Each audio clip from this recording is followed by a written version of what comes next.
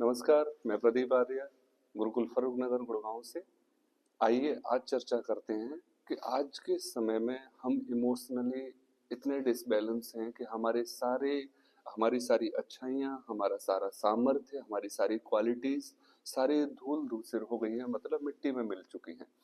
हमें छोटी-छोटी बातों से डर लगता है। हमें एक्सप्रेस करने में डर लगता है, हम अपने आप को ही नहीं समझ पाते हैं। इसको आयुर्वेद ने जोड़ा है हमारे नाभि चक्र से। हमारी नाभि सारे इमोशंस का एक केंद्र होती है। यहाँ से ही इमोशंस कंट्रोल होते हैं, यहीं से हम एक्सप्रेस करते हैं, यहीं से हमारा डर भी कंट्रोल होता है।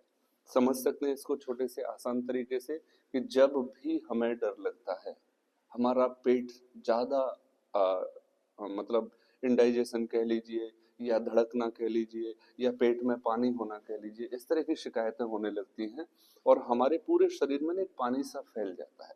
तो इसको गहरे से समझेंगे कि जब कभी भी डर ही छोड़िए, और डर किस चीज़ का होता है दुनिया में?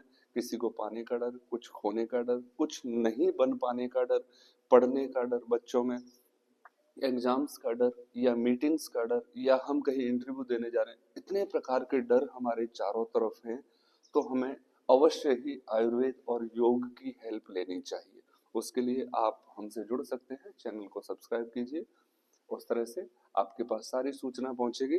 तो अब नाभि चक्र क्या करता है हमारे अंदर? आपने देखा होगा एक बच्चा माँ के गर्भ में नाभि के माध्यम से जुड़ा होता है, और उसकी नाभि इतनी स्ट्रांग होती है क्योंकि वो नाभि माँ के साथ जुड़ी हुई है। और माँ अपने बच्चे के लिए कितनी ज्यादा सामर्थ्यवान हो जाती है, ये हम सभी जानते हैं। एक पक्षियों की रील्स के माध्यम से, पशुओं की रील्स के माध्यम से हमने सब कुछ देखा है कि एक माँ अपने बच्चे के लिए कितना विकराल रूप धारण कर लेती है। इसलिए बच्चा जब नाभि से कनेक्ट होता है तो किसी चीज से डर नहीं लगता उसे। वो देखो गर्भ में किस स्थिति में रह रहा है। तो आयुर्वेद में नाभि चक्र को मजबूत करने के बहुत सारे उपाय बताए गए हैं। जैसे सबसे पहले है कपालभाति। आप शांत बैठकर, जैसे ही आपने आंखें बंद की, आपने अपने आप को स्थिर बनाया और आपने कपालभाति शुरू किया। आप नाभि चक्र से अपने पूरे शरीर को वाइब्रेट कर रहे हैं। हमारा नाभि चक्र जागृत हो रहा है। इससे हमारी सारी बॉडी एक ध्यान केंद्रित करेगी अपनी नाभि पर। हमारा नाभि चक्र स्ट्रॉन्ग होगा।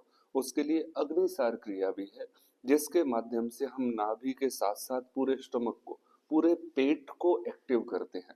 इसके साथ हमारा मंडूकासन भी है कि हम अपने कोर को स्ट्रॉन्ग करते हैं।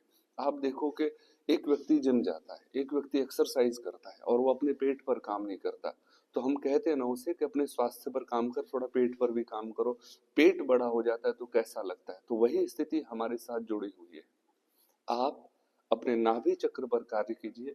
आप अच्छी तरह से योग कीजिए। आप खान पान की व्यवस्था में शामिल होने का प्रयास कीजिए, समझिए उसे इस तरह से। और आपकी भी कोई प्रश्न है, समस्या है, आप हमसे पूछ सकते हैं। हम उसका आयुर्वेद या वैदिक साहित्य से समाधान निकालने का प्रयास करेंगे। धन्यवाद।